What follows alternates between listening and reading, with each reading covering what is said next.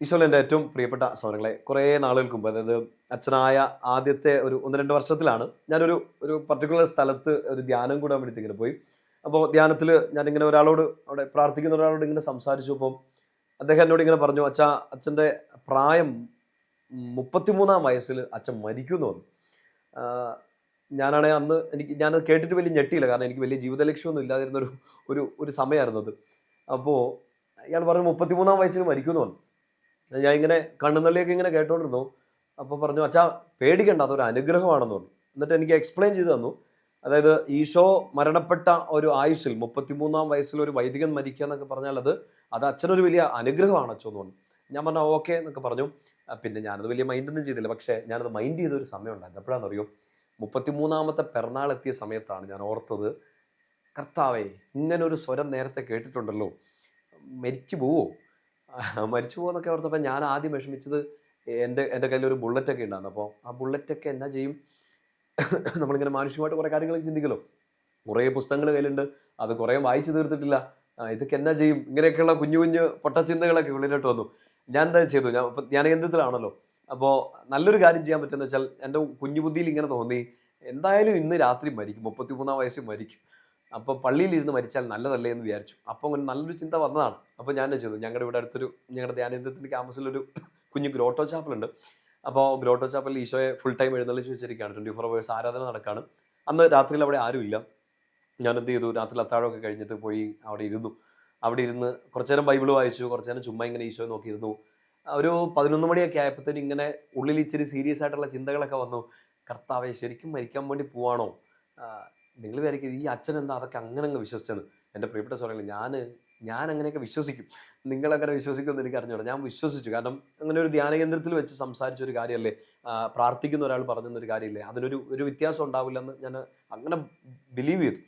ഇപ്പോൾ ഒരു 11 മണിയൊക്കെ ആയപ്പോൾ ഞാൻ സീരിയസ് ആയിട്ട് ചിന്തിച്ചു തുടങ്ങി. കർത്താവെ, മരിക്കാൻ പോവാണ്. എനിക്കുണ്ടായ ഈ വൈദികനായിട്ടുള്ള എൻ്റെ ഈ കഴിഞ്ഞ 4 വർഷങ്ങൾ, 3, 3.5, 4 വർഷങ്ങളൊക്കെ ഞാൻ നന്നായിട്ട് ജീവിച്ചോ? അങ്ങ് ഏൽപ്പിച്ച കാര്യങ്ങളൊക്കെ എനിക്ക് നന്നായിട്ട് ചെയ്യാൻ പറ്റുമോ? അറിയില്ല. ഞാൻ എന്തോരം വിശ്വസ്തത പാലിച്ചു അറിയില്ല.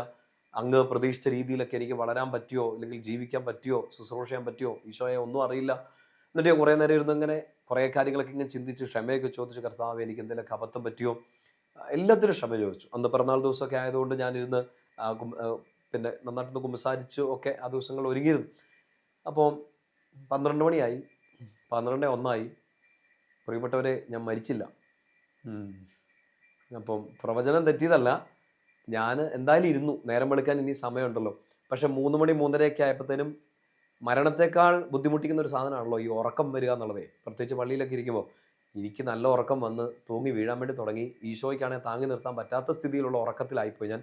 അപ്പോൾ ഞാൻ വിചാരിച്ചു, ഇവിടെ ഇരുന്നിട്ട് ഇനി ഈശോയെ കളിയാക്കണ്ടെന്ന് വിചാരിച്ചു. ഒരു 3 മണി 3:30 ആയപ്പോഴത്തേനും ഗ്രോട്ടോ ചാപ്പലിൻ്റെ വാതിൽ അടച്ച് ഞാൻ പുറത്തേക്ക് ഇറങ്ങി. നിങ്ങൾക്കതെങ്ങനെ ബിലീവ് ചെയ്യാൻ പറ്റുമെന്ന് എനിക്ക് അറിഞ്ഞൂടാ. ബട്ട് ഈ വാതിൽ അടയ്ക്കുന്ന സമയത്ത് ഞങ്ങളുടെ ഈ ഗ്രോട്ടോ ചാപ്പലിൻ്റെ വാതിൽ വലിയ ശബ്ദം ഉണ്ടാകാതിരിക്കാൻ വേണ്ടി നമ്മളൊരു പൈപ്പിംഗ് ഒക്കെ കൊടുക്കില്ലേ? മരത്തിൻ്റെ വാതിൽ ചെറിയ റബ്ബർ പൈപ്പിംഗ് ഒക്കെ കൊടുക്കും. അപ്പോൾ എനിക്ക് തോന്നുന്നത്, ആ റബ്ബർ പൈപ്പിംഗ് ഇങ്ങനെ കൂട്ടി അടച്ചപ്പോൾ കേട്ട ശബ്ദമാണെന്ന് എനിക്ക് തോന്നുന്നു. പക്ഷേ ഞാൻ കൃത്യമായിട്ട് കേട്ട ഒരു വോയിസ് ഇങ്ങനെയാണ്. കേട്ടത് ദൈവവചനമോ അങ്ങനെയൊന്നുമല്ല. ഒരു പിന്നെ ദൂതൻ വന്ന് അങ്ങനെ സംസാരിക്കുകയോ അങ്ങനത്തെ ഒത്തിരി കാര്യങ്ങളൊക്കെ നമ്മൾ ബൈബിളിലൊക്കെ വായിക്കുന്നുണ്ട്. പക്ഷേ എനിക്ക് പേഴ്സണലി ആ 33-ാമത്തെ വയസ്സിൻ്റെ രാത്രിയിൽ കേട്ടത് ഈ വാതിൽ അടയ്ക്കുമ്പോൾ ഒരു ശബ്ദം കേട്ടാണ്. ശബ്ദം ഇങ്ങനെയാണ്, ബോണസ്. ഞാനിത് പല തവണയും എനിക്ക് തോന്നുന്നു ചില ധ്യാനങ്ങളിലൊക്കെ ഞാനിത് പബ്ലിക്കലി പറഞ്ഞിട്ടുണ്ടെന്നാണ് എൻ്റെ ഓർമ്മ. ഞാൻ കേട്ട ശബ്ദം ഇങ്ങനെയാണ്, ബോണസ്, ബോണസ്. ചിലപ്പോൾ വാതിൽ അടഞ്ഞപ്പോൾ ആ റബ്ബർ പൈപ്പിംഗ് ജാമായതിൻ്റെ ശബ്ദം ആയിരിക്കാം. I don't know. കേട്ട ശബ്ദം ഇങ്ങനെയാണ്, ബോണസ്. പ്രിയപ്പെട്ട സ്വരങ്ങളെ, ഞാൻ നേരം വെളുത്തപ്പോഴാണ് പോയി കിടന്ന് ഉറങ്ങിയത്. കുറച്ച് കഴിഞ്ഞിട്ട് പിന്നെ എഴുന്നേറ്റു, രാവിലത്തെ കുർബാനയൊക്കെ അർപ്പിച്ചു. അതിനുശേഷം വീണ്ടും ഗ്രോട്ടോ ചാപ്പലിൽ വന്നിരുന്നപ്പോൾ എനിക്ക് തോന്നിയതാണോ, ഇനി അത് ഈശോ ഒരു ബോധ്യം ക്ലിയറാക്കി തന്നാണോ എന്ന് അറിഞ്ഞുകൂടാ. 33-ാം വയസ്സിൽ മോനെ നീ മരിക്കും, അതൊരു നല്ല പ്രായമാണ്. ഇത് പ്രാർത്ഥിക്കുന്ന ഒരാൾ ഒരു ധ്യാനകേന്ദ്രത്തിൽ വെച്ച് പറഞ്ഞത് കറക്റ്റാണ്. അതിലൊരു വ്യത്യാസമില്ല, സംശയമില്ല. ആള് പറഞ്ഞത് തെറ്റിയിട്ടില്ല. പക്ഷെ നീ ഇപ്പം മരിച്ചിട്ടില്ല, നീ ഇപ്പോഴും ജീവിച്ചിരിപ്പുണ്ട്. അങ്ങനെയെങ്കിൽ മോനെ, ഇനിയുള്ള ആയുസ് ഇറ്റ്സ് എ ബോണസ്. ഇനി നിനക്ക് തരാനുള്ളത്, ഇനി നിനക്ക് ഞാൻ തരുന്നത് മുഴുവൻ നിനക്കൊരു ബോണസ് ആയിട്ട് ഞാൻ തരികയാണ്. എൻ്റെ പ്രിയപ്പെട്ട സഹോദരങ്ങളെ, വലിയൊരു സംഭവം പറഞ്ഞ് അവസാനിപ്പിക്കുക.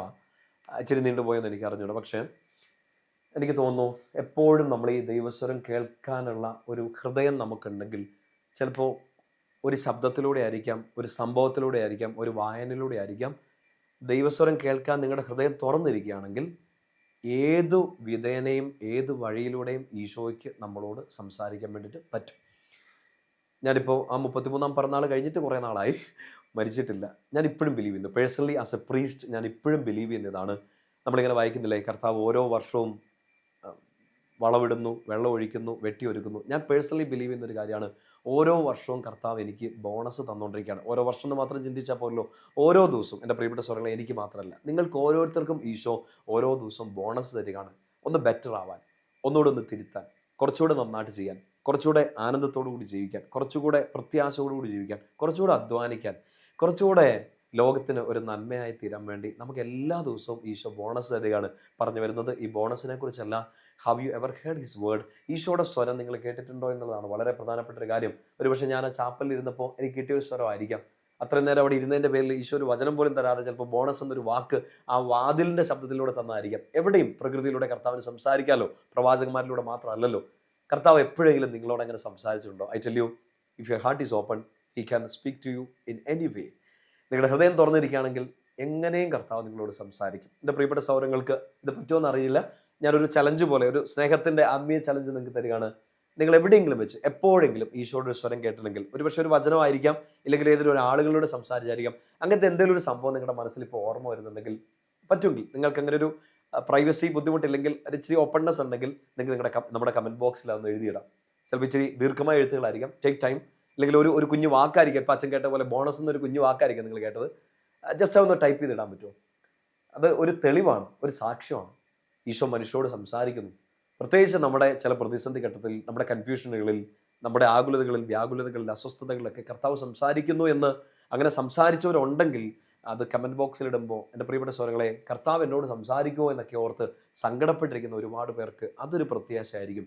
മേ ബി ഇന്ന് ഒരു ബോണസ് ഈശോ തന്നത് അങ്ങനെ നീ ഒന്ന് സാക്ഷ്യം പറയാനാണെങ്കിലോ, ആ ഒരു ഓപ്പർച്യൂണിറ്റി കളയണ്ട. ഇന്ന് രാത്രി കിടന്നുറങ്ങുന്നതിന് മുമ്പ് ടേക്ക് സം ടൈം, ഒന്ന് ഓർക്കുക, എവിടെയെങ്കിലും വെച്ചൊക്കെ ഈശോയുടെ സ്വരം നിങ്ങൾക്ക് കേൾക്കാൻ പറ്റിയിട്ടുണ്ടോ ഉണ്ടെങ്കിൽ അതൊന്ന് കമൻറ്റ് ബോക്സിൽ രേഖപ്പെടുത്തിയേക്കുക. ഒരു വചനം ഒന്ന് വായിച്ചിട്ട് നമുക്ക് കിടക്കേണ്ടതുണ്ട്.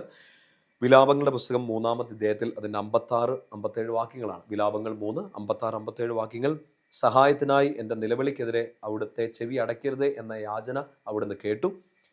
57-ാം വാക്യം, ഞാൻ വിളിച്ചപ്പോൾ അവിടുന്ന് അടുത്ത് വന്നു, ഭയപ്പെടേണ്ട എന്ന് അവിടുന്ന് പറഞ്ഞു. വിലാപങ്ങളുടെ പുസ്തകം 3-ാം അധ്യായം 57-ാം വാക്യം, ഞാൻ വിളിച്ചപ്പോൾ അവിടുന്ന് അടുത്ത് വന്നു, ഭയപ്പെടേണ്ട എന്ന് അവിടുന്ന് പറഞ്ഞു. ഈശോ അടുത്ത് വന്ന് ഒരു സ്വരം പറയുകയാണ്, പേടിക്കണ്ട. അച്ഛൻ്റെ അടുത്ത് വന്ന് പറഞ്ഞ സ്വരം, ഐ ബിലീവ്, ബോണസ്. അതെൻ്റെ ലൈഫിനെ മുഴുവൻ നയിക്കുന്ന ഒരു കുഞ്ഞു വാക്കായിട്ട് മാറി. നിങ്ങളെ അങ്ങനെ ഈശോ എങ്ങനെയെങ്കിലും ഏതെങ്കിലുമൊക്കെ ഒരു സാഹചര്യത്തിൽ കർത്താവിൻ്റെ സ്വരം നിങ്ങൾക്ക് കേൾക്കാൻ പറ്റിയിട്ടുണ്ടോ? പേടിക്കണ്ടെന്നോ, കൂടെയുണ്ടെന്നോ, എന്തെങ്കിലുമൊക്കെ ഒരു സംഭവം മനസ്സിലുണ്ടെങ്കിൽ അത് നന്ദിയോടെ ഓർക്കുക, സാക്ഷ്യപ്പെടുത്തുക. ഈശോ നിങ്ങളെ അനുഗ്രഹിക്കട്ടെ. കർത്താവിൻ്റെ കൃപയിൽ ആശ്രയിച്ച് കൂടുതൽ അനുഗ്രഹിക്കപ്പെട്ട് മുന്നോട്ട് ജീവിക്കുക. കർത്താവിൻ്റെ സമാധാനം നിങ്ങളെ ഈ രാത്രി ശാന്തമായി കിടന്നുറങ്ങാൻ സഹായിക്കട്ടെ. പിതാവിൻ്റെയും പുത്രൻ്റെയും പരിശുദ്ധാത്മാവിൻ്റെയും നാമത്തിൽ ആമേൻ. ഈശോ മിശിഹായ്ക്ക് സ്തുതിയായിരിക്കട്ടെ.